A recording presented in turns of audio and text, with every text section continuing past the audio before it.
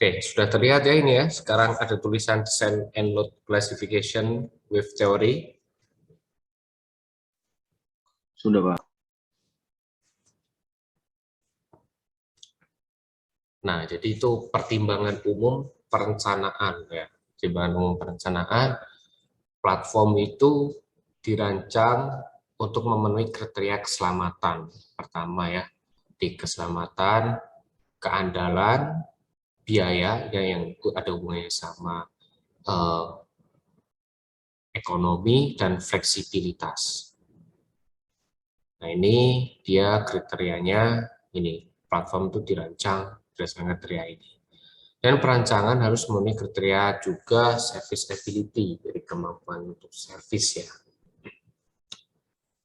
Perancangan harus memenuhi kode dan standar yang berlaku. Jadi jadi ada code dan standar. Di code-nya misal bisa pakai kemarin ya DNV, APS, APA, terus layout ya, terus NKK dan macam-macam. Nah, itu tergantung ownernya mau pakai code apa gitu ya. Dan standar yang berlaku. Nah, standar ini kan hubungannya sama government. Nah, di Indonesia jadi tetap diatur ya standar-standar tersebut berdasarkan Badan Klasifikasi Indonesia. Terus pemerintahan mungkin punya aturan tersendiri.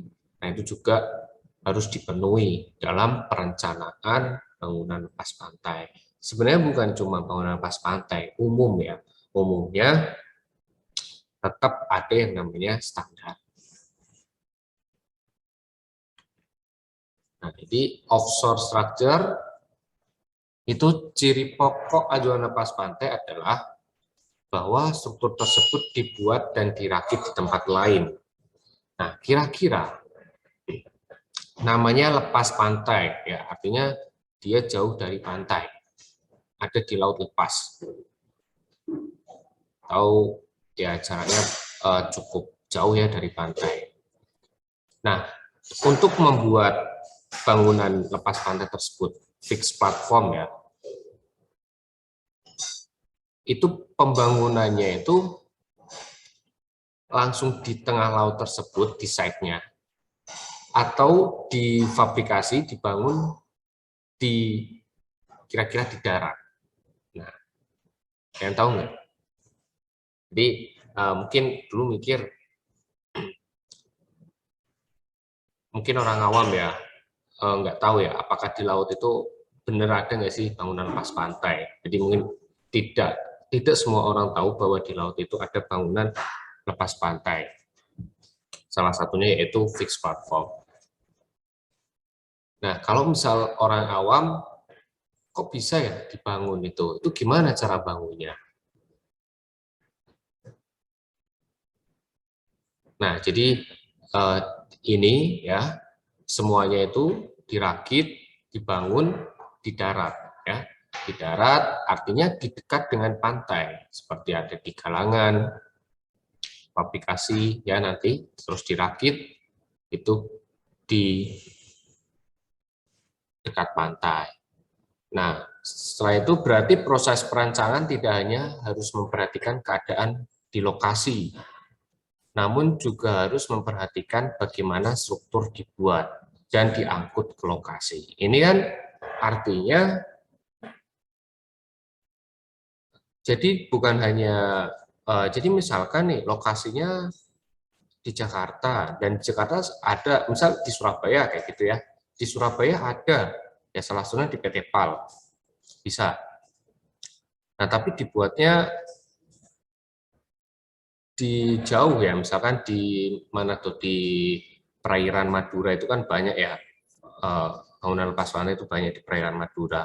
Nah, itu dibuat dirancangnya, dirakit di PT PAL, misalkan seperti itu. Nah, artinya memperhatikan lokasinya ada di perairan Madura, kita ambillah perakitan tersebut di galangan yang paling dekat, sehingga memperkecil cost-nya ya. Cost-nya itu akan lebih kecil seandainya jika antara lokasinya dekat dengan struktur yang akan dibuat tersebut. Nah, ini adalah tahapan perencanaan. Tahapan desain struktur fixed offshore platform. Kita tentukan desain kriterianya, ya kriteria tersebut seperti keselamatan, tadi ya di sini disebutkan keselamatan, keandalan, biaya, flexibility, kriteria service ability. Di situ kita mendesain konsepnya, konseptual design. Nah, nanti tentang konsepnya ya, berarti ya apakah tersedia atau tidaknya derrick dan cargo barge, perhitungan ukuran-ukuran utama struktur, studi peralatan produksi, jadi peralatannya itu apa saja, analisa awal pembebanan, orientasi dan lokasi platform. Nah, jadi orientasinya itu dan lokasinya itu di mana, rute dan ukuran pipeline, penyelidikan oceanografi, hidrografi dan meteorologi, penyelidikan geofisik dan geoteknik.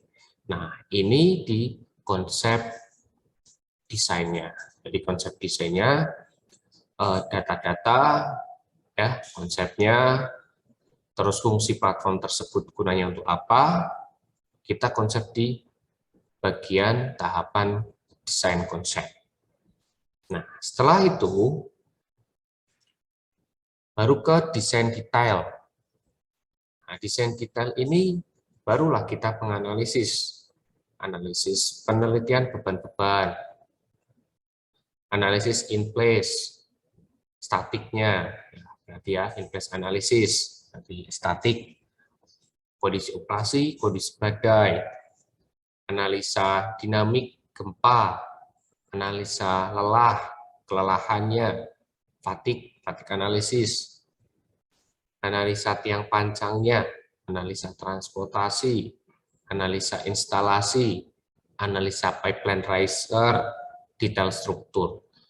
Nah, jadi kalau mungkin yang belum tugas akhir, bisa ngambil salah satu analisa ini. Misalkan sebagai contoh seperti itu. Sebagai contoh misalkan, kita di sini nanti analisa in place ya. Jadi nanti output dari kuliah ini kita lebih kan analisa beban statik gitu ya, belum ke dinamis. Nah, jadi yang lain, misal kayak gempa, kelelahan, launching, load out, kayak gitu, instalasi, itu bisa kalian pakai nanti saat kalian mau menjadikan suatu topik tugas akhir. Boleh. Ya, jadi salah satu aja boleh. Misalkan nih, di outputan dari perkuliahan ini in place analysis, misalkan seperti itu.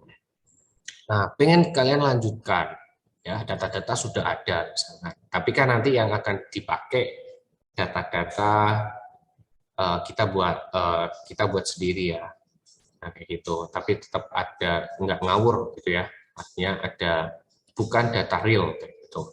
Tapi kalau misalkan sudah bisa in place analisis, mau dilanjutkan untuk topik tugas akhir, boleh. Begitu juga di bangunan pantai. Kalau misalkan bisa, juga boleh.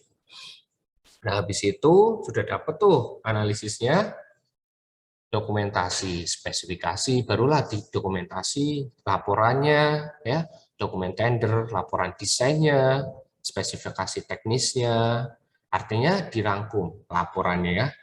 Nah, dirangkum secara baik gitu ya. Jadi satu platform tersebut banyak analisis ini.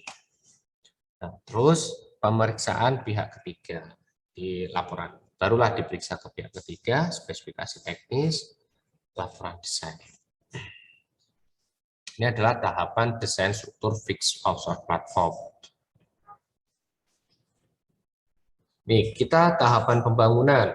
Pembangunan rancangan awal, pre-conceptual design, rancangan konsep, detail desain sama ya kayak tadi, terus fabrikasi dibangun, di load out ya, load out.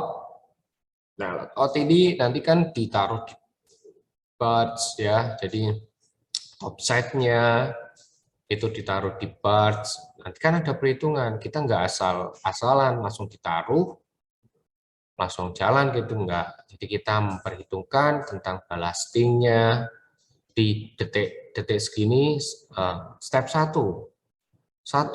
Nah, jadi nanti biar kapal tersebut enggak, artinya masih seimbang atau stabil, jadi kita perlu membalastingnya, parts-nya tersebut dibalasting. Jadi step 1. Step 2, step 3 sampai step 9 atau 10, saya lupa itu nanti kayak gitu. Dia ada kereta-keretanya tersebut. Nah, habis itu si fastening.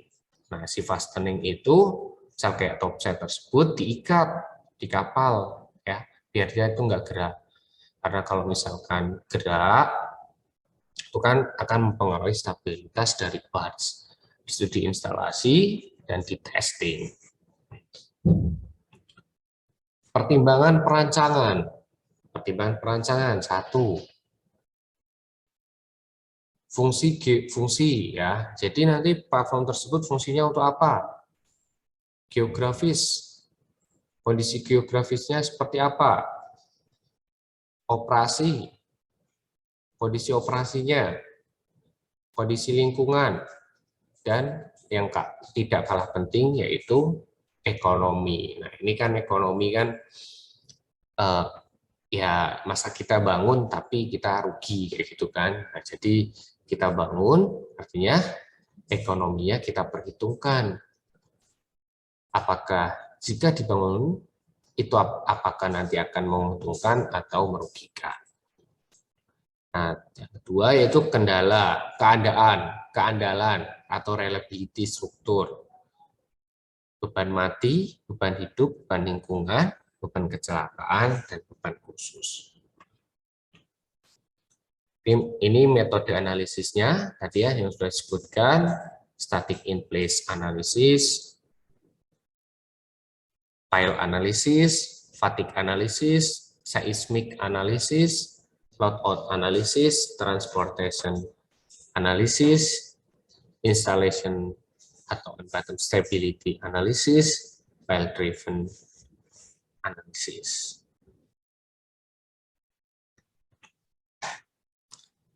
Ini kendala-kendala. Jadi kendala fabrikasi, kendala berat panjang dan ukuran, dan kendala instalasi. Nah, kira-kira misalkan ada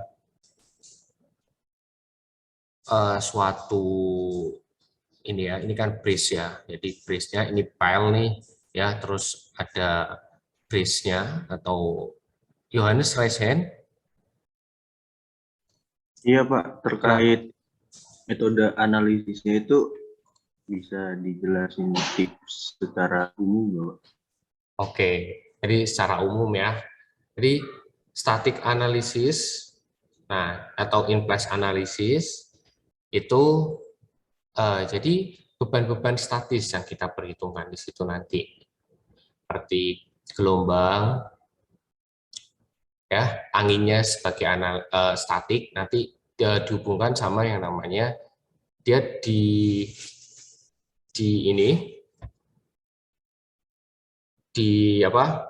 diwakilkan dengan namanya persamaan Morrison. Nah, ini nanti ada di static analysis. Nah, pile analysis berarti pile-nya tuh. Jadi pile tersebut kan kondisinya turbular.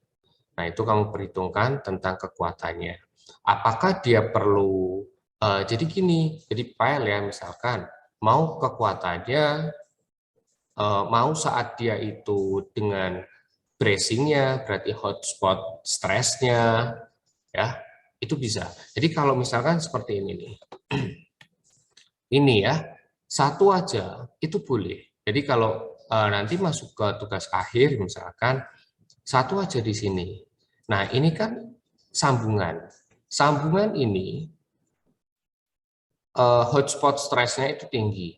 Ya, nah ini kamu bisa menentukan output stress-nya itu berapa, kayak gitu. Jadi di sambungan ini. Dan di sambungan itu akan sering terjadi yang namanya cepat, yang namanya korosi, kayak gitu. Karena kan dia bukan suatu yang kontinu, bukan suatu yang kontinu. Itu yang untuk yang file analisis. Terus fatigue analisis, nah itu tentang umur kelelahannya. Ada jadi kita menentukan jadi umur dari suatu platform boleh, misal suatu platform keseluruhannya, atau umur dari suatu tiang-tiangnya itu boleh. Jadi nanti di situ ada beberapa metode yang sering dipakai, ya, metode deterministik atau fracture mekanik. Nah, jadi di situ di fatigue analysis Anda akan belajar seperti itu. Jadi cyclic. Jadi hubungannya sama fatigue analysis itu apa? Beban siklik. Atau beban siklik itu yang terus-menerus. Dia punya yang namanya periode beban siklik. Terus seismic analysis ini hubungannya sama gempa, ya. Jadi sama gempa. Jadi bukan jadi kondisinya itu kita bisa yang pertama static analysis dulu. Static analysis tahu nih, ya, tahu setiap joinnya itu unity check-nya berapa atau tegangannya itu berapa, kita tahu, ya. Terus kita bisa tambahkan lagi bagaimana kalau jika dia terkena gempa. Apakah saat dia terkena gempa tersebut masih kuat atau tidak? Nah, itu di analisis seismik. Jadi hubungannya analisis seismik ini nanti sama gempa. Jadi gempa, beban gempa itu diperhitungkan.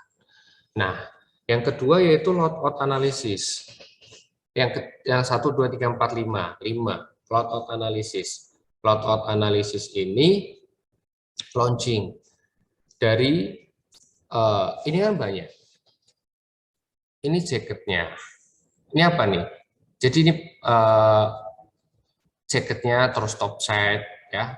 Itu kan ini dibangunnya di darat, ya, bukan langsung di laut dibangun, ya. Bukan di laut, di darat. Nah, bagaimana di darat tersebut bisa dipakai barge, ya. Biasanya sih pakai barge, ya, pakai barge.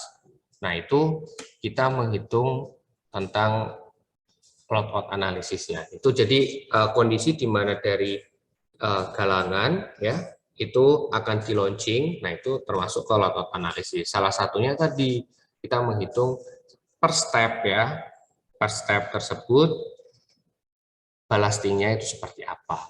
Nah, itu ada di load out analisis. Terus transportasi analisis. Nah, ini ya, transportasi analisis. Jadi kalau misalkan saya lihat, ya, untuk yang transportasi ini macam-macam, ya. Apakah yang disebut sebagai transportasi fluidanya, ya? Jadi ini transportasi fluidanya. Jadi misal fluida tersebut adalah gas atau mentah. Biasanya kan terdiri dari air campuran, ya, crude oil-nya itu kan air, gas, sama minyak, misalnya kayak gitu. Jadi kita menentukan, ya, menentukan rute, boleh, ya. Jadi menentukan rutenya dari pipa atau racernya itu bagaimana. Itu untuk yang transportasi analisis, transportasi fluida, ya, yang dimaksud di sini. Terus installation atau unbottom stability analysis ini installation-nya ini berarti naruh, ya. Artinya kan saat sudah di load out, ya, terus sampai site. Nah, ini kita naruh nih. Jadi misalnya topset tersebut, ya, ditaruh di atas jaketnya. Nah, itu bagaimana? Nah, itu ada. Itu masuk ke instalasi. Berarti kan itu hubungannya sama instalasi. Nanti kan untuk yang on bottom stability analisisnya bisa tentang pipanya atau pipeline-nya, tentang stabilitas dari pipanya tersebut. Gitu ya. Terus selanjutnya itu pile driven analysis. Nah, pile driven kan kemarin udah ya di Bu Elsa kemarin saya lihat. Jadi di drive ya. Jadi filenya di checker tersebut di apa? Di ditumbuk gitu ya. Nah, itu untuk yang file driven analisisnya. Jadi itu salah satu dari metode analisis. Jadi nanti kalau misalkan Yohanes sudah ngambil tugas air atau belum? Udah Pak, sedang proses. Tentang apa kamu? Nah, kalau saya sih lebih ke oceanografinya sih Pak, tentang wilayah pesisir. Tentang oceanografinya. Ya. Pak, berarti dari metode ini dianalisisnya secara bertahap ya? Atau masih bisa, apa namanya, dibarengin gitu, kayak misalnya mau analisis tentang Iya, transportasinya di sekalian sama file analisisnya gitu, atau gimana? kalau yang ini ya, kalau yang uh, secara bertahap nih, misalkan nih, kalau yang ini yang pertama itu kan artinya biasanya yang static analysis ya, yang static analysis kan nggak bisa kita load audit sebelum kita punya data dari static analysis tersebut ya. Nah, kita nggak bisa static analysis sebelum kita punya data di static analysis ini kayak gitu. Jadi data-data jadi lebih ke bertahap ya untuk analisis-analisis ini. Oke Pak, makasih Pak.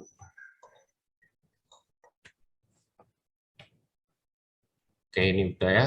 Jadi biasanya yang sering dipakai untuk tugas akhir atau topik ya, itu di daerah-daerah yang hotspot stresnya itu tinggi. Di tegangan ya, tegangannya itu tinggi di sini. Jadi tegangan di sini sama tegangan di sini itu akan berbeda ya. Di sini itu tinggi karena dia ada sambungan dan crack-nya itu akan karena tegangan tinggi tersebut, maka kemungkinan dia itu crack ya, itu akan lebih besar gitu kemungkinannya daripada yang sebelah sini. Makanya ini perlu dianalisis. Kan kalau misalkan ini tidak dianalisis nih ya di sini, nah itu kan beban-beban itu kan akan nanti ditransmisikan ya, akhirnya nanti ke tanah ya, semuanya ke sini nih, semuanya ke sini nanti ke tanah. Kalau misalkan dia itu udah gagal ya, berarti kan ini menampung beban yang lebih banyak, atau di sini udah gak stabil, bisa seperti itu. Nah, ini kriteria perencanaan konstruksi fixed platform, kriteria operasional, ya, operasinya, fungsi anjungan, cara pengoperan, pola transportasi personil, pola transportasi minyak. Nah, ini polanya ya, boleh transportasi personelnya atau transportasi dari fluidanya. Kriteria fabrikasi, pola komponen struktur, ini roll up, kriteria instalasi, pola transportasi jaket, dek, dan peralatan, pola instalasi yaitu ya, jaket, dek, dan peralatan. Kriteria lingkungan, berarti yang diperlukan yaitu kedalaman laut, kondisi tanah, angin, gelombang, arus, dan pasang surut, serta korosi. Nah, korosi ini juga banyak ya yang ngambil tentang korosi. Biasanya kalau korosi ini studi eksperimen, kebanyakan.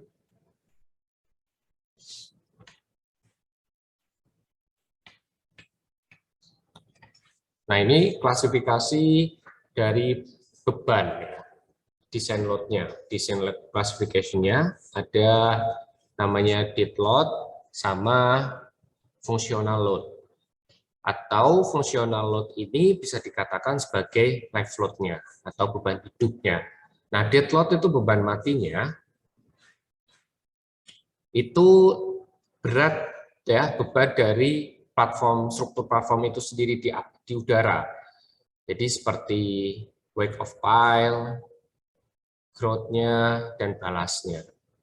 Nah, terus beban dari perlengkapan struktur, di mana perlengkapan tersebut secara permanen, ya. Jadi secara permanen dia tidak bisa dipindahkan di platform. Jadi sudah di-mounted ya, sudah dipermanenkan. Nah, itu termasuk ke dead load-nya. Jadi yang seperti jaket itu sendiri, top side-nya, nah itu termasuk ke dead load-nya. Sama hydrostatic force, ya, seperti external pressure dan buoyancy. Terus yang fungsional load, ini kan berdasarkan beban karena fungsional. Nah, ini bisa disebut juga sebagai live load-nya. Maksudnya kalau misal beban itu cuma dibagi dua, yaitu dead load sama live load-nya. Nah, fungsional load ini operating load. Ini beban operasi, ya seperti fluidanya. Berarti beban yang karena saat platform tersebut sudah beroperasi. Berarti dari fluidanya, terus content in piping, ya, dan equipment dari peralatan. Itu karena hubungannya sama operasi. Nah, ini masuk ke fungsional atau kalau dibagi dua dia itu live load-nya. Nah, live load-nya di sini karena ada perubahan, ya, perubahan selama penggunaannya atau selama mode operasinya. Statik dan dinamik fungsional ini ya seperti personelnya, orangnya, krunya, helikopter, maintenance load. Nah, itu masuk ke live load. Jadi kan kalau ini kan dia pindah-pindah. Jadi bukan menetap. Jadi bebannya ini helikopter, mungkin sekarang ada, besok tidak ada. Nah, itu termasuk ke live load. Jadi dia berubah ya selama penggunaannya atau mode operasi. Terus selanjutnya itu environmental load. Nah, environmental load ini ada karena apa? Karena wave, current, dan wind. Ya, jadi gelombang, arusnya sama wind karena angin. Terus seismic load ini karena ground motion, ada pergerakan dari tanah. Terus accidental load dari apa? Dari boat impact, dari tumbukan boat ya, jadi kapal, tumbukan kapal. Terus drop object, para benda yang jatuh, dan deformation dan seterusnya. Artinya yang beban yang karena accidental, kecelakaan. Contraction load, fabrikasi, load out, transportation, and installation. Hasil dari fabrikasi, load out, dan installation. Dynamic load, ini dynamic load ini, nah bedanya gini, kalau dynamic load ini, dia karena ada respon, ya, respon eksitasi atau gaya eksitasi dari luar, di mana gaya tersebut adalah secara siklus alam, jadi cyclic. Nah, hubungannya dynamic load ini cyclic, yaitu seperti cyclicnya dari wave, wind, dan earthquake.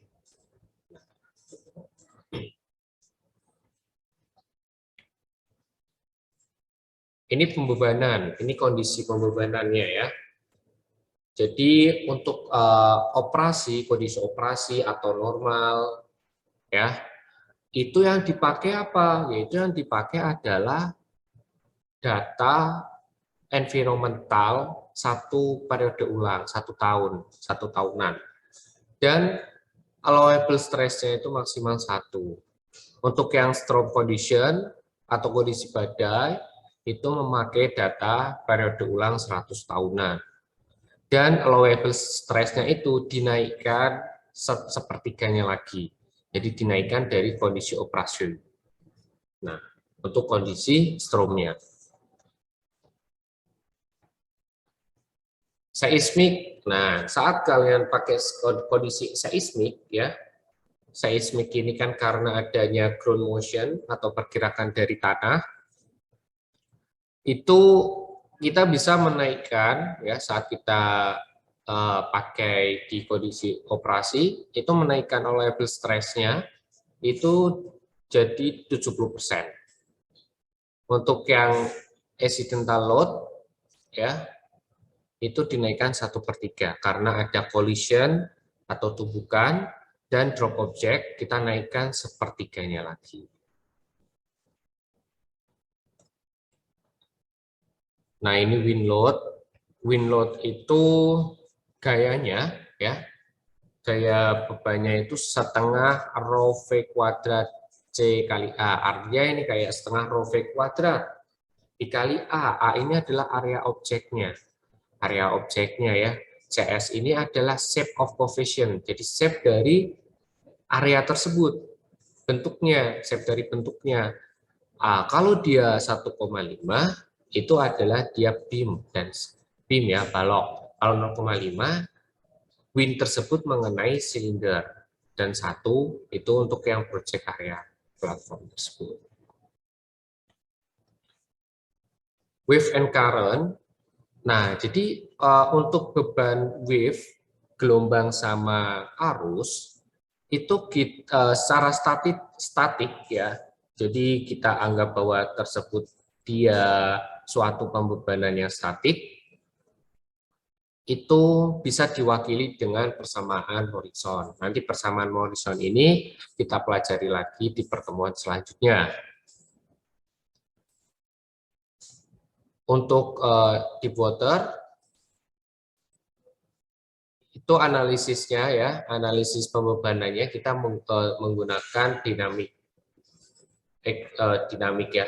analisis. Untuk yang global structure, dengan mengabaikan lift force-nya, slam force, axial Kirchhoff force ya. Jadi slamming ya, itu ya, slam force itu yang slamming. Jadi untuk tegangan ya sama momen tersebut kita perhitungkan untuk global struktur. Jadi kalau misalkan kita memperhitungkan global struktur ya, itu kita mengabaikan yang namanya lift force, slam force. Jadi perhitungan tersebut mengabaikan gaya-gaya lift sama slam. Itu untuk yang global struktur, jadi struktur secara global keseluruhan. Jika kondisi tersebut ada di deep water, maka kita perlu menghitung dengan dynamic action-nya.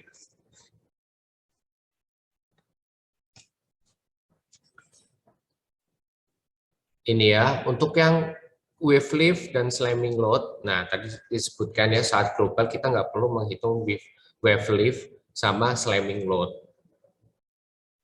Nah, selain dari persamaan horizon tersebut, ya, jadi gaya FL sama FS ini itu komputasinya ya penting untuk menghitung local member design. Jadi secara lokal. Jadi untuk yang slamming sama wave lift itu bukan dihitung secara global, tapi dia dihitung jika mengenai lokal member, suatu member secara lokal ya. FL-nya itu ini dan FS-nya rumusnya itu. Jadi FL 1,3 CT coefficient draft ya, coefficient draftnya CL-nya. Nah, CS-nya itu P ya, for tubular member. Ini untuk yang seismic load. Nah, seismic load ada dua intensitasnya. Intensitas strength level, sama ductility level, atau SLE, sama DLE. Untuk yang SLE ini, dia didesain secara elastis. Ya, didesain secara elastis. Untuk yang DLE ini, dia inelastis, jadi lebih kaku. Lebih kaku ya, artinya saat SLE ini itu strength levelnya itu lebih strength ya, sehingga dia di situ ya disebutkan bahwa selama platform live-nya dia terjadi antara interval 200 sampai 500 tahun, sehingga dia didesain dengan secara elastis untuk yang SLE. Untuk yang DLE, dia maksimum credible earthquake at set. Jadi rata-rata untuk yang di set itu dia didesain untuk yang kondisi inelastis respon ya. Jadi dia tidak terlalu elastis. Maksudnya elastis itu kan nanti strukturnya akan lebih elastis gitu ya. Nah, ini didesain secara ductility. Jadi dia ductile itu enggak terlalu elastis gitu.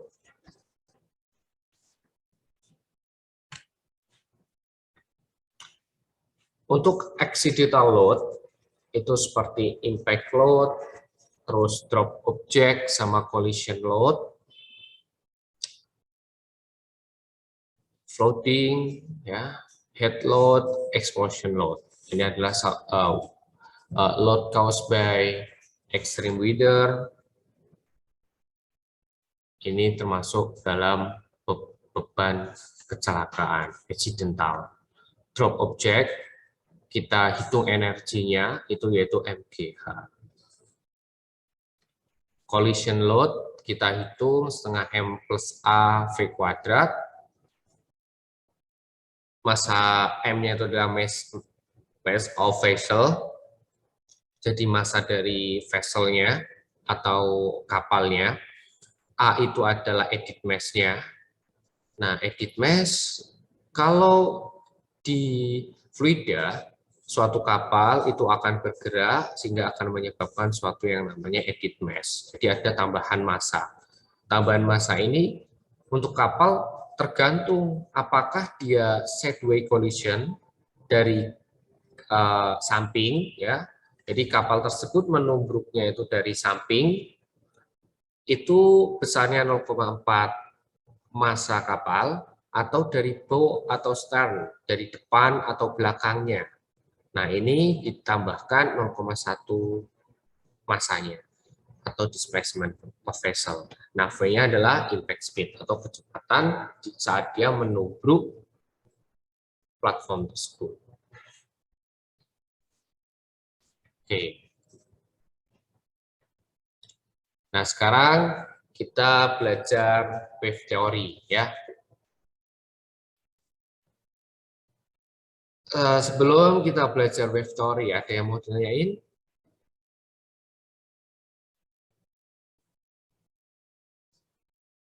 Ya, cukup paham ya. Jadi tadi adalah konsep dalam merancang bangunan lepas pantai ya, atau fixed platform. Untuk yang wave theories ini, kita tentukan nih, apakah dia masuk teori gelombang Airy, Stokes 5, solitaire wave, sinusoidal teori, atau stream function atau numerical theory. Nah, di sini untuk menentukan wave theory, ada yang masih ingat nggak saat mekanika gelombang? Tadi udah pada lulus mekanika gelombang nih. Ada yang masih ingat bagaimana kita bisa menentukan dia masuk ke dalam teori gelombang apa? Nanti kan gelombang tersebut termasuk ke dalam gelombang reguler. Ada yang masih ingat bagaimana cara menentukan suatu daerah itu, atau saat kita mau membangun suatu platform di suatu platform tersebut, di site tersebut, itu menggunakan teori apa? Teori gelombang apa? Nah, itu caranya gimana? Ada yang tahu?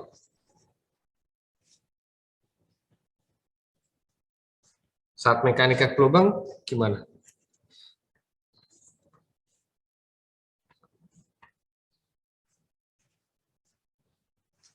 Anisatul, ya. Anisatul masih monitor?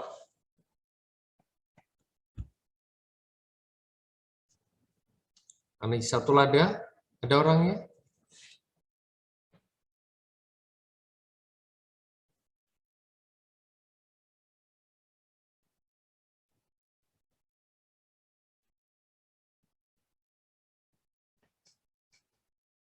Oke, Siti Mukaroma. Ada Siti? Di sana ada Siti?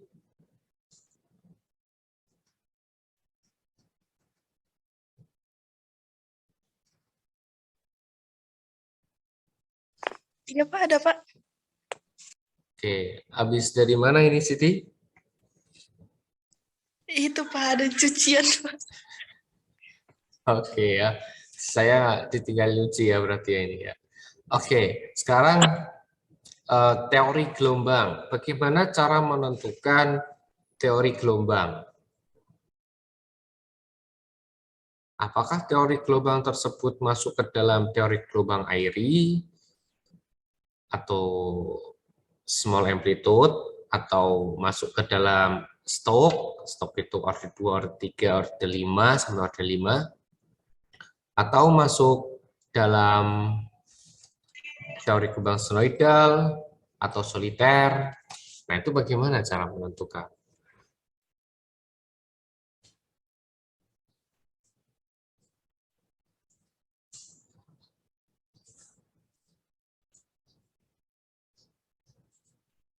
Gimana? Masih ingat nggak, Siti, saat saat mekanika gelombang? Udah lupa Pak. Udah lama banget. Lupa ya.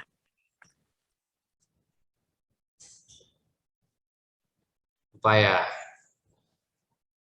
Oke, nggak apa-apa. Kalau lupa, coba tunjuk temanmu. Siapa yang kira-kira bisa bantu?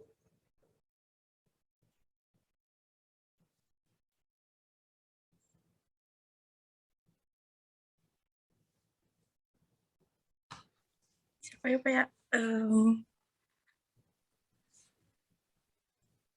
Alvin mungkin Pak. Alven, ya. Alven, ada di sana Alven? Ya Pak, hadir.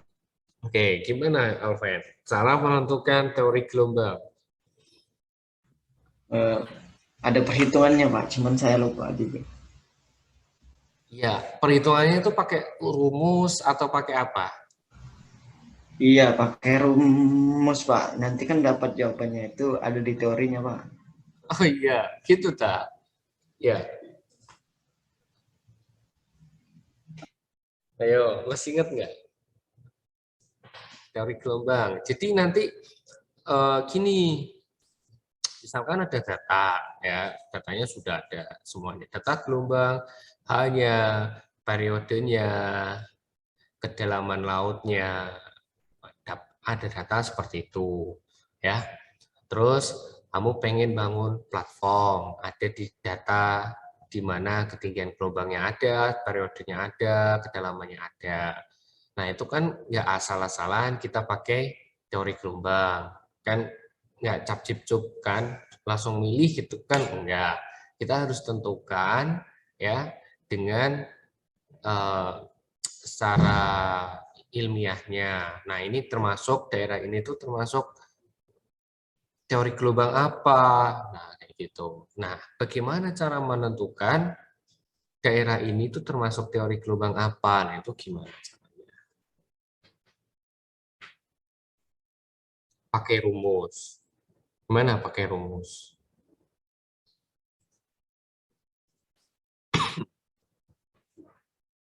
Ada yang ingat?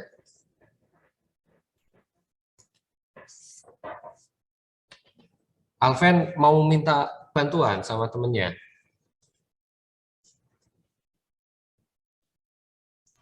Boleh Pak, yang Siap. bisa saja Pak langsung jawab.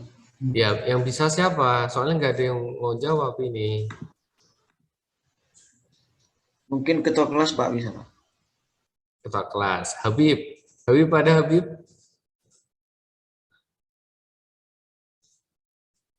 Ada Pak. Ya, gimana Habib? Cara menentukan teori gelombang?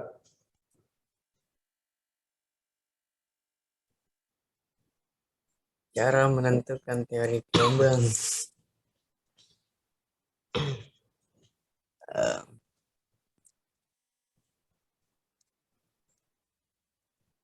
Tapi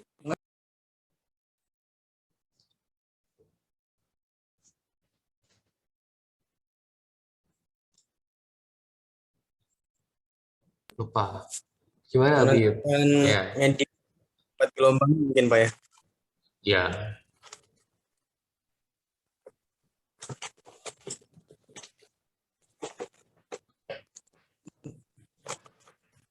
Menentukan arah, kecepatan, serta medium rambat gelombangnya mungkin Pak. Belum sampai itu ya. Jadi yang pertama kan kita tentukan dulu dia masuk teori gelombang apa. Nah, habis itu kan kita baru bisa tentuin tentang partikelnya, U-nya, V-nya, W-nya, tekanannya, dan lain-lain. Nah, Yohanes, ya gimana Yohanes? Ya, mungkin untuk menentukan teori gelombang itu hal yang perlu dilakuin itu cari tahu dulu terkait gelombangnya dipengaruhi oleh siapa aja gitu, oleh parameter apa aja gitu. Kalau misalnya dipengaruhi oleh angin atau oleh oleh hal-hal yang ada di laut misal, itu kan bisa diketahui sih kayak dia masuk ke teori gelombang linier kah atau non linier. Kalau misalnya di teori linier itu kan masuk ke teori gelombang airi, yang mana teori air ini memiliki amplitudo yang kecil dan asumsi tinggi gelombangnya sangat kecil dibandingkan terhadap panjang gelombang atau kedalaman laut. Dan periodenya diasumsikan sebagai variabel konstan. Dan kalau misalnya, nah di air ini bisa dikategorikan, bisa didapatkan kriteria dari jenis gelombang tersebut itu ada di laut tangkal kah, atau di laut transisi kah, atau di laut dalam. Dan kalau misalnya di teori non-linear itu yang saya baca dari beberapa sumber itu, kalau nggak salah ada teori gelombang Stokes, dan itu pengembangan dari teori gelombang air yang pengasumsiannya tinggi gelombang sangat kecil dibandingkan dengan panjang gelombang dan kedalamannya, tapi tinggi gelombang itu relatif besar, maka digunakan teori gelombang yang memiliki order. Mungkin itu sih Pak yang saya Ya, tambah. oke. Jadi itu tadi, ya, oke, ya. Jadi benar ya. Tapi ya tadi yang kamu sebutkan semuanya tentang teori tersebut, oke ya. Cuma bagaimana menentukan ini dulu? Yang pertanyaannya itu belum kejawab, ya. Jadi kan tadi kamu menyebutkan memang gelombang tersebut bisa dibangkitkan dari macam-macam, apakah dari angin, apakah dari kapal, apakah dibangkitkan karena seismik atau pasang surut, ya, itu pembangkitan gelombang karena apa? Nah, di sini kita asumsikan semuanya tersebut satu gelombang saat ada di laut itu dibangkitkan karena angin atau wave, atau wind ya. Jadi dibangkitkan karena adanya angin. Nah, ya, jadi untuk yang tadi kayak linier, ada airi dan non linier, ada Stokes, noidal, terus ada soliter, gitu. Itu benar ya, tadi yang dikatakan Yohanes, memang seperti itu. Cuma yang pertanyaannya ini, bagaimana menentukannya ini loh, belum kejawab nih, Yohanes. Oh, mungkin untuk menentukannya itu, kalau nggak salah itu dalam perhitungannya perlu divalidasi dari setiap teori. Hasil dari perhitungan analisis gelombang, teori gelombangnya perlu divalidasi. Kalau nggak salah itu pakai tabel grafik gitu nggak sih Pak? Ada tabel grafik tentang Ya, gelombang, teori ya. gelombang. Nah, tabel bukan ya, pakai grafik. Sekarang clue-nya adalah pakai grafik ya. Jadi ada grafik untuk menentukan teori gelombang. Ya, teori gelombang. Ini untuk yang reguler loh ya. Jadi ada dua gelombang ya. reguler sama irreguler. Kalau irreguler itu nanti pakai spektrum. Ya, kalau yang reguler itu ada linear sama non-linear. Linear itu Airy, non-linear itu Stokes, ya, Stokes 2 sampai Stokes 5, terus senoidal, terus tadi soliter, ya, itu untuk yang reguler, linear, non-linear. Nah, sekarang ya, karena ini ada di memang kondisinya di laut itu pakai gelombang acak, ya, gelombang acak. Cuma kita belajarnya ini dari gelombang reguler dulu, karena gelombang acak itu dibangkitkan dari gelombang reguler, dari banyaknya gelombang reguler sehingga dia akan menjadi gelombang acak. Nah, untuk sekarang di gelombang reguler, linear sama non-linear tersebut, cara menentukan pakai grafik. Ada yang ingat grafik? Grafik apa ini namanya?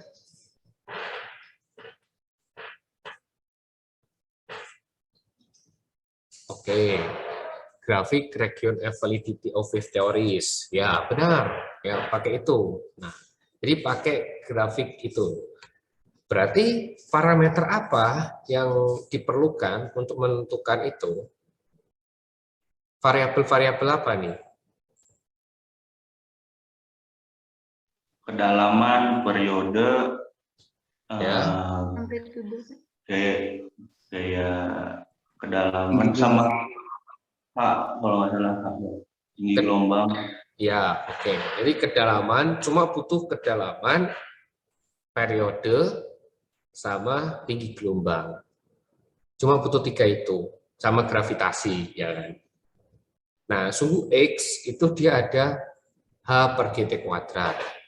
Nah, suhu Y itu ada D per GT kuadrat. Nah, dari situ kita akan tahu dia termasuk teori gelombang apa. Nah, di situ kan dibagi 3, yang suhu X dibagi 3 lagi, shallow water, intermediate, sama deep water. Nah, makanya gelombang Airy kenapa ada di bagian deep water? Ya, Airy itu akan ada di bagian deep water, dari intermediate sampai deep water. Karena di saat di kedalaman, ya, di deep water itu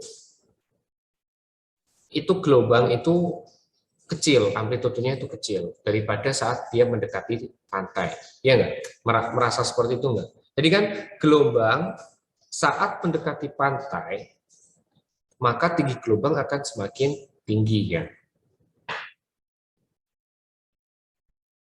Benar ya? Benar atau enggak? Ya kan? D per GT kuadrat sama H per GT kuadrat. Nah, saat D-nya itu semakin dalam, ya, semakin dalam, dia itu ada di kondisi Airy. Karena, ya benar. Nah, karena tinggi gelombang yang dihasilkan itu akan lebih kecil daripada gelombang tersebut mendekati pantai. Ya kan? Kalau gelombang ketemu gelombang dari awalnya fast, ya, fast terus well, ya kan? Itu terus gabung, nanti kan semakin mendekati pantai itu tinggi gelombang akan semakin tinggi. Nah, dia akan pecah saat di gelombang itu pecah di kedalaman berapa. Itu sudah maksimumnya dia itu. Sudah maksimum baru dia itu pecah.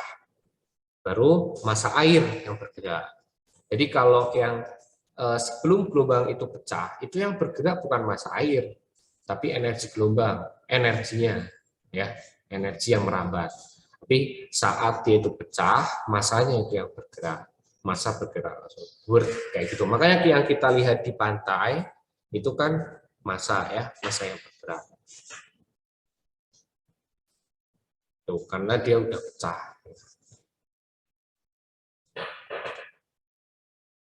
Oke, ya, regional validity. Ini teori gelombang Airy. Nah, kita itu belajar lebih banyak ke Airy, karena Airy itu ini, ya, pokok dari pokoknya.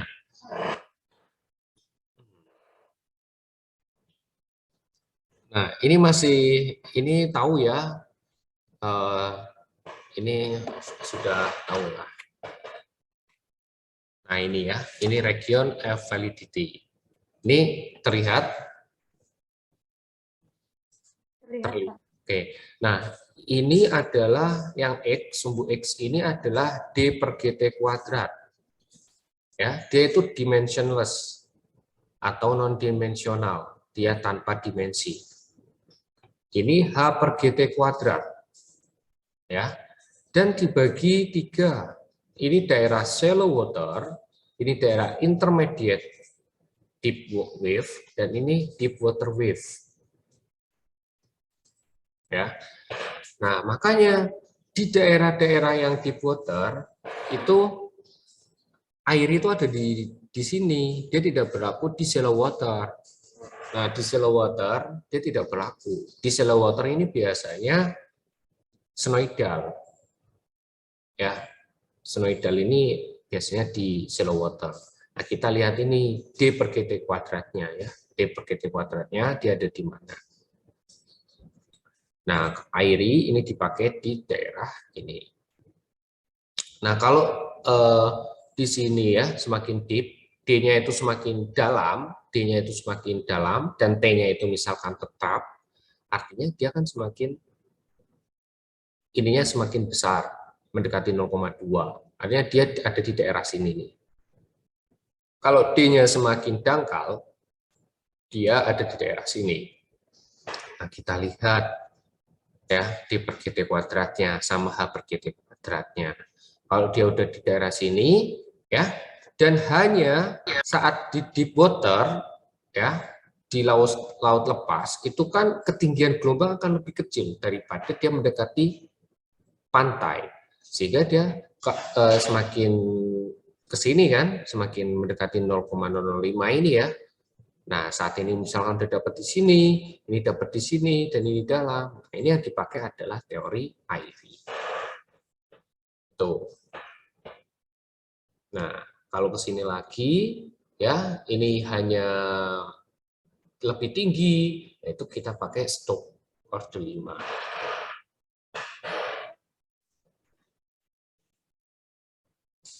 Itu ya. Ini berdasarkan API ya. Ini dimodifikasi oleh API. Ini region of validity. Jadi ada juga ya yang belum dimodifikasi. Di sini tuh ada snoidal, terus ada soliter, nah kayak gitu ya. Dia termasuk ke dalam teori mana. Nah setelah dapat nih, misalkan dia ada di teori Airy, berarti yang kita gunakan seperti kecepatan partikel U, ya U, V, W, tekanan, percepatan, AX, AY, AZ, dan macam-macam itu, sebagainya itu yang pakai teori Airy. Karena rumusnya akan beda. Stokes order 5 sama Airy ini beda. Airy ini sebenarnya Stokes, tapi Stokes order 1. Ya. Stokes order 2, jadi Airy itu Stokes order 1 atau Stokes order 1. Itu adalah Airy. Jadi stok ini perkembangan dari Airy. Jadi tingginya meningkat, tapi lembahnya tetap.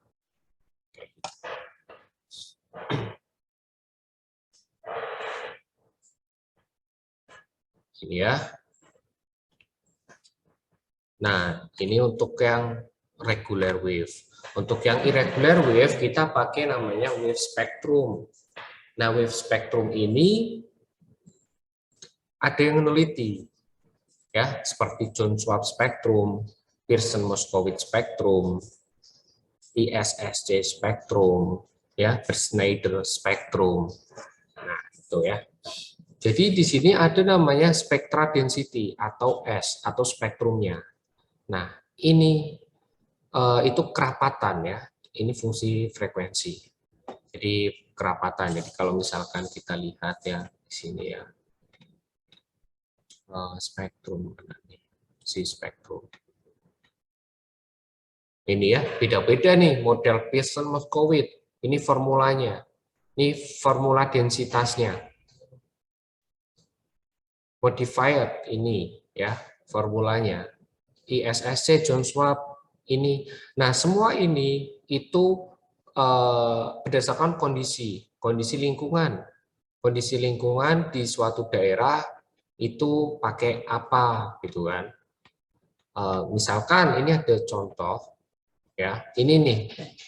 Untuk lokasi Gulf of Mexico ya itu pakai ini nih saat PM ya atau saat kondisi survival itu pakai John Swab. North Sea pakai John Swab. North Sea, Northern North Sea pakai John Swab. Offshore Brazil pakai ini. Western Australia pakai PM. Offshore ini ya. Nah, pakai PM atau John Swab, rata-rata ini yang dipakai PM itu apa? Nah, ini modified ya, modified PM. Jadi ada yang dimodifikasi. Dan dimodifikasi ini macam-macam. Ya, apakah koefisien apa nih? Biasanya ada koefisiennya ya, dia itu John Swab ini ya, ini John Swab. Ada koefisien, berarti ada parameternya ini ya. Jadi cuma parameter HS sama omega 0 ya. Gitu. Nah, jadi saat Indonesia belum punya spektrum. Tapi rata-rata saya melihat laporan itu mereka pakai John Swab, tapi dengan memperkecil ya, karena kalau ini kan di daerah North Sea artinya lebih ganas ya. Nah, itu dia memperkecil apanya nih, gamanya ya berarti ya. Nah, ini ada kondisi gamanya. Di saat gamma itu 5, di mana itu TP per akar HS-nya itu kurang dari 3,6 dan sebagainya. Tuh. Nah, jadi dari sini ya, nanti kita bisa tentukan HS-nya. Karena HS ini ya, HS itu kita bisa dapat dari HS sama dengan A. 4 kali akar momen M0. Nah, M0 ini dapat dari kerapatan. Nah, dari situ kita dapat HS ketinggian ya, ketinggian signifikannya di wave spektrum. Itu yang nanti dipakai dalam perencanaan bangunan lepas pantai.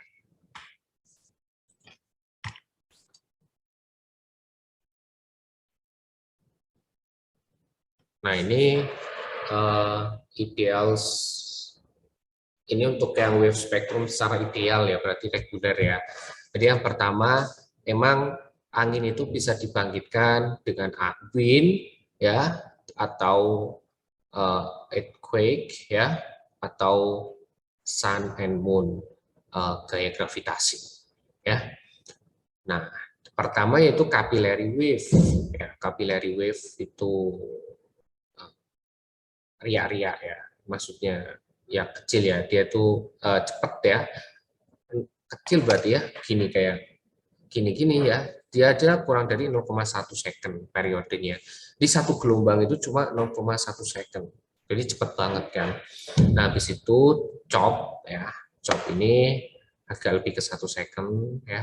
Habis itu swell ya, swell ini jadi gabungan dia dari capillary, chop ya, akhirnya nanti dia ada di periode 3 second lah ya, mungkin ini ya, 3 second sampai mungkin kalau kita yang pakai sini sampai 20 lah, 18 atau 20 second. Itu ya, itu untuk yang kondisi di swell. Terus Seichi, terus tsunami, tide. Nah, tide itu kan udah 12 hari atau 24 hari periodenya. Ini untuk yang wave period and wave height-nya. Gelombang itu tipe dan besarnya dihasilkan angin, ya. Yang kita pelajari ini angin di wind velocity, wind duration, fetch, original state of the sea surface. Jadi dipengaruhi apa? Gelombang ini dipengaruhi karena pembangkitnya angin, berarti dipengaruhi oleh kecepatan angin, durasi anginnya. Angin semakin lama durasinya berarti semakin tinggi gelombangnya, fetch-nya jaraknya, original state of the sea surface. Nah, habis itu dari riak-riak tersebut ya, karena yang peraturan tersebut terus jadi fully developed sea. Nah, inilah kondisi laut di mana ini saat swell ya berarti ya, fully developed sea ini berarti udah swell, udah di kondisi swell. Jadi di mana kondisi laut gelombang ini dihasilkan angin lebih besar dari kondisi arus dari wind velocity and fetch. Terus HS sama ini. Nah, jadi pertama itu ini ripple ya, micro ripple, chop, terus fully developed sea. Ini fetch ya, ini fetch pembangkitan gelombang, terus habis itu swell. Nah, di fully developed sea, ini swell.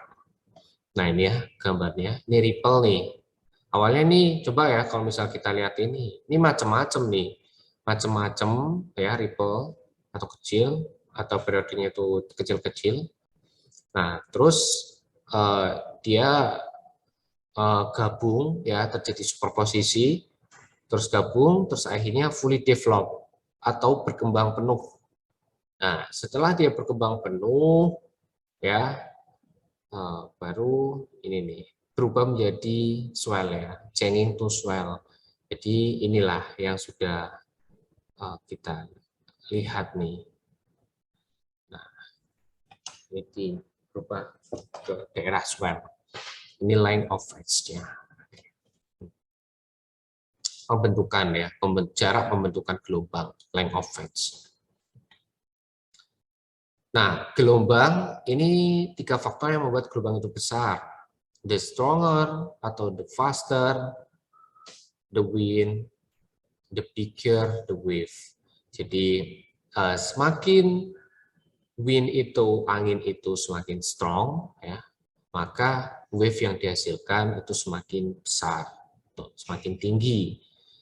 Nah, semakin the more days a given wind blows time, jadi semakin lama wind itu menghembus ya, the bigger the wave, jadi semakin wave itu semakin tinggi. Dan the longer distance ya, jadi jarak fetch-nya itu semakin longer, semakin panjang ya, maka the bigger the wave. Nah, ini adalah gelombang. Nah, gelombang ya, ini bagaimana caranya angin cause wave. Jadi bagaimana angin itu menjadi gelombang? Ada yang tahu nggak? Bagaimana caranya? Itu yang disebut apa sih? Angin bisa jadi gelombang. Kan karena angin itu bisa membangkitkan gelombang. Nah, itu untuk mendapatkan gelombang, parameter-parameter gelombang tersebut, itu gimana caranya?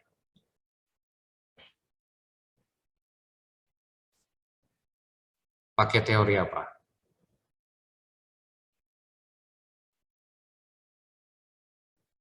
Ada yang tahu?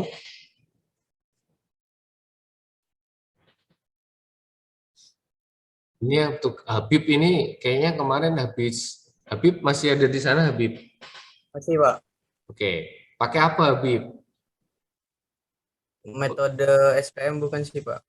Metode pengolahan data angin ke data gelombang gitu ya, Pak ya? Iya, itu namanya apa sih? Data angin ke data gelombang itu. Hindcasting bukan sih, Pak? Oke, hindcasting. Ya, hindcasting atau peramalan gelombang. Nah, jadi gelombang itu diramal. Ya, jadi bukan, biasanya kan kalau mungkin ada yang suka diramal, enggak ya. Jadi kalau angin itu bisa diramal ya, angin bisa diramal atau peramalan, jadi namanya hindcasting. Itu cuaca bisa diramal juga, ya. Apa kalau cuaca apa hindcasting cuaca, bukan ya? Hindcasting itu kan bahasa Inggris ya. Jadi bahasa Indonesianya peramalan ya, peramalan gelombang gitu.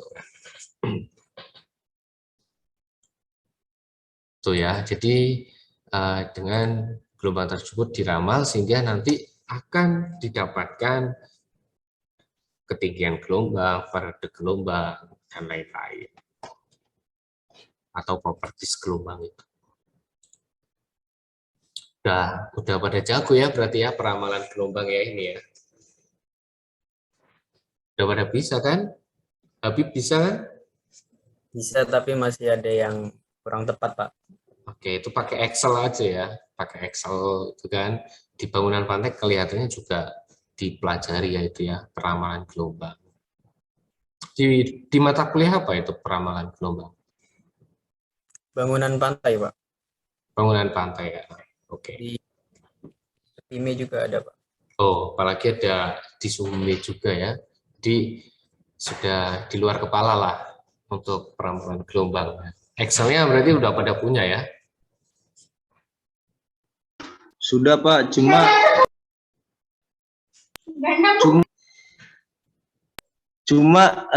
dari Pak Nanda dan Pak Aldi bilang waktu itu masih ada yang kurang tepat gitu Pak katanya, dalam format file Excel perhitungannya yang disampaikan. Oh gitu, ya ya.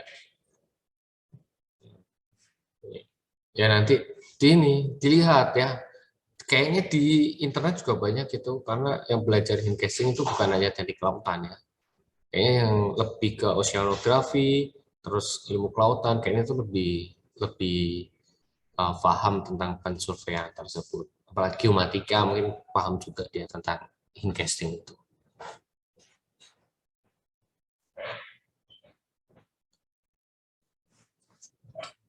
Oke ya.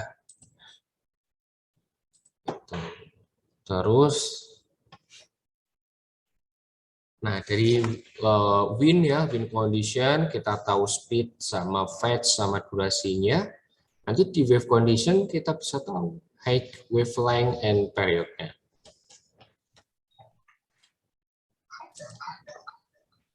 Nah, ini teori gelombang. Nah, asumsi dari teori gelombang untuk yang linear atau airy teori, itu asumsinya gini, incompressible. Ingat, apa itu incompressible?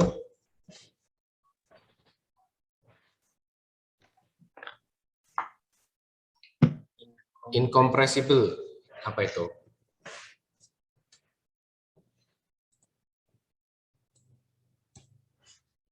Fadia, ada Fadia? Ada, Pak. Ya, apa itu incompressible? Ayo, fluida dikatakan incompressible. Apa itu incompressible? Fluida yang tidak termampatkan. Ya, oke. Fluida yang tidak termampatkan. Gimana itu fluida kok tidak termampatkan? Mampat ini buahnya apa nih? Mampat. Gimana, Pak? Mampat, misal mampat, paham ya? Maksudnya mampat ini kan paham ya? Fluida yang tidak termampatkan. Oke, benar ya. Memang benar. Fluida yang tidak bisa termampatkan. Emang itu incompressible. Contoh fluida tersebut apa? Air, Pak. Oke, Minyak. air. Oke, air, minyak, gitu ya. Ya. Oke, nah kalau gas itu dia compressible atau incompressible? Kompresibel, Pak. Oke, karena dia bisa termampatkan. Iya, Pak. Oke, nah berarti apa kira-kira yang termampatkan sama tidak termampatkan? Kira-kira nanti hasilnya itu parameter apa? Properties apa? Parameter yang dilihat itu parameter massa jenis fluidanya, Pak. Oke, benar ya. Jadi nanti maksud dari incompressible itu, fluida tidak bisa termampatkan karena tidak ada perubahan massa jenis, ya. Jadi massa jenis fluida itu homogen, sama. Makanya kalau gas itu dimampatkan, itu maka kan dia semakin padat. gitu ya. Massa jenisnya itu berubah. Ya, kalau air itu dimampatkan nggak bisa, dia keluar, gitu ya. Airnya akan keluar, nggak bisa termampatkan. Ditekan nih, ada suatu ruang, kita tekan ya air, nah itu nggak bisa. Tetap air tersebut massa jenisnya 1000. Nah, kalau gas itu beda. Kalau gas ditekan itu berubah. Nah, kira-kira kenapa ada kok galon, gas melon ya 3 kilo ya, itu benar nggak sih 3 kilogram? Masa ya bayangin ya, kira-kira isi galon atau gas itu 3 kilo itu isinya cair atau gas? Gas tapi menjadi cairan ya, Pak. Iya. Saya rasa itu isinya cair ya, nanti di dalamnya itu sebenarnya cair, cuma kalau pas lepas itu jadi gas gitu ya.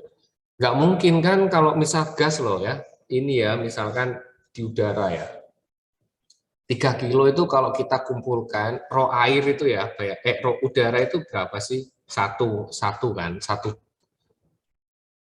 ya. Berapa sih? 0, atau 1 ya? Pokoknya kecil lah ya, kecil. Gas itu berapa? Rohnya 1 kilogram per meter kubik ya. Masa 1 kilogram?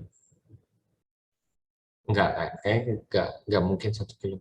Iya, kayaknya 1 kilogram ya. Misal 1 kilogram per meter kubik. Nah, setiap 1 kilogram, setiap 1 meter kubik itu gas 1 kilo. Itu kan. Nah kan padahal gas melon itu kan kecil, kok bisa 3 kilo? Nah, karena dia dikompres. Diubahlah massa jenisnya. Ya, sekarang itu properties dari fluida. Terus neglect surface tension and Coriolis. Jadi untuk air itu mengabaikan gaya Coriolis ya. Jadi gaya tarik menarik ya. Itu diabaikan. Uniform and constant pressure at surface. Jadi tekanan di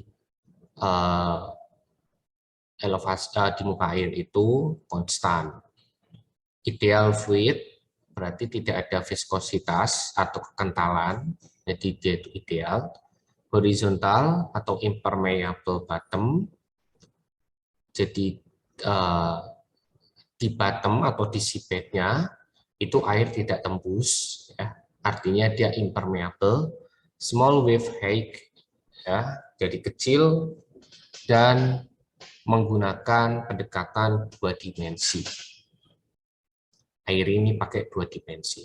Nah, kira-kira di air ini masih ingat nggak? Untuk mendapatkan potensial kecepatan. Nah, awalnya kan gini, ada nih teori Airy. Airy ini bisa diturunkan ya dari persamaan Laplace. Masih ingat ya, persamaan Laplace. Yang do kuadrat pi per do x kuadrat plus do kuadrat pi per do y kuadrat plus do pi d kuadrat pi per do z kuadrat itu sama dengan 0 ya, persamaan Laplace. Ya, karena ada hukum kontinuitas ya, sama ada hukum momentum, dan dengan kondisi batas tersebut, kondisi batas di bottom, di seabed sama kondisi batas di surface ya, kondisi batas kinematik sama dinamiknya, KSFBC sama DFSBC itu loh ya. Udah pernah belajar itu harusnya. Nah, itu akhirnya dari semua itu matematika jadilah suatu potensial kecepatan atau pi yang ini. Nah, masih ingat? Masih ingat? Masih ingat ya? Awalnya dari situ.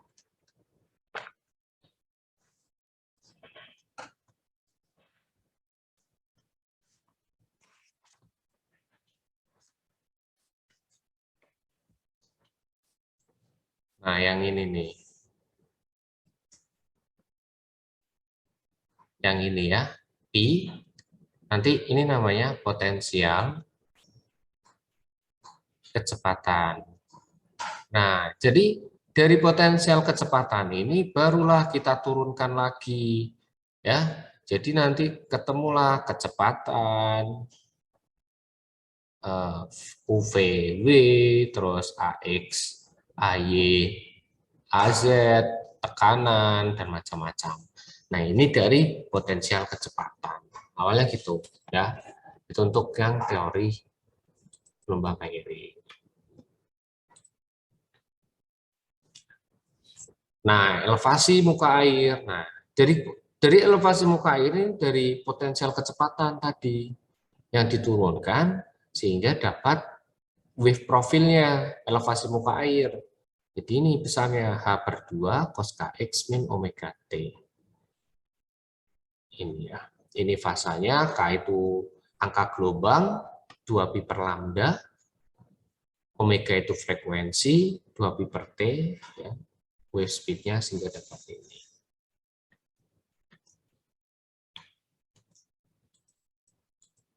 Ini kenapa ini? Di water kriteria wavelength.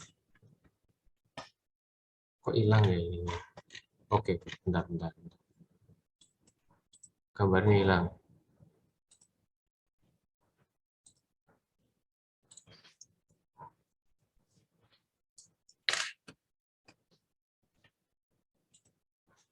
Bentar. Ini hard disk-nya kesenggol.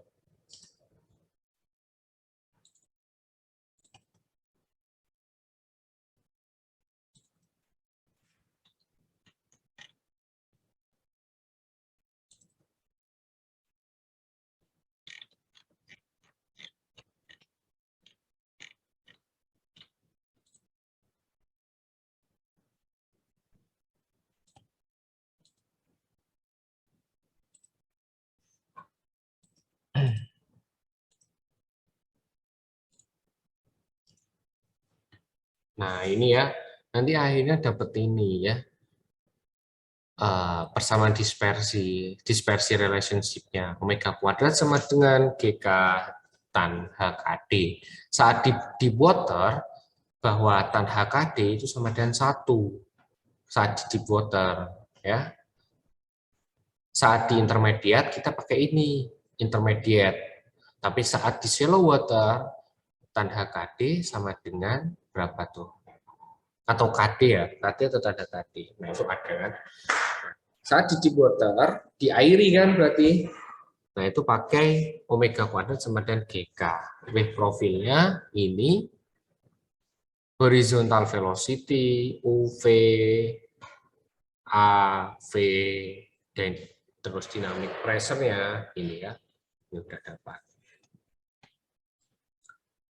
Deep water kriteria ini nih ya.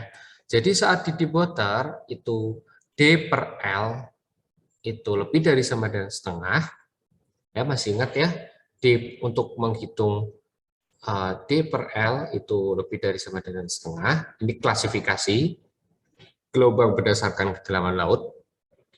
Itu tan HKD yang awalnya rumusnya itu omega kuadrat K GK tan HKD itu di deep water bahwa tan HKD itu sama dengan 1.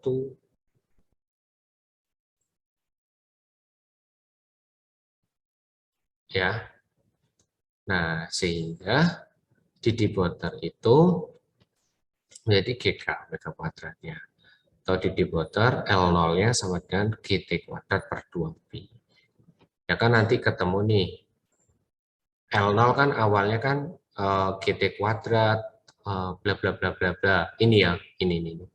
L0 tan H ini ya kan awalnya seperti ini. Jadi ini. Ini di shallow water D per L kurang dari sama dengan 1 per 20. Itu shallow water. Ini yang intermediate itu antara 1/20 sampai setengah D per L-nya. Berarti tan HKD-nya pakai rumus yang tetap ada tulisannya. Kalau yang shallow water, tan HKD sama dengan KD. Jadinya nanti ini nih. ya. Ini teori gelombang, wave theory, Schneider pada laut dalam. Ini pakainya ini ya, laut dalam, karena tanda HKD sama dengan 1. Sehingga omega kuadrat, ini kan dikuadratkan nih. Omega kuadrat per K kuadrat sama dengan G lambda per 2pi. Nanti ketemu. Oke, sudah selesai. Ada pertanyaan? Pak, aku mau tanya, Ya, silakan. kalau untuk perancangan bangunan lepas pantai itu parameter gelombang yang dipakai itu selain mungkin HS sama kedalaman tuh apa Pak? Apa nyampe ke variabel C juga gitu Pak atau enggak? HS, kedalaman, periode, ya, C, wave velocity, itu bisa. Itu pakai, karena kan wave velocity itu kan nanti hubungannya sama gaya. Gaya gelombangnya itu. Nah, yang dipakai periode 1 tahunan untuk kondisi operasi. Untuk kondisi badai, pakainya 100 tahunan. Periode ulang 100 tahunan.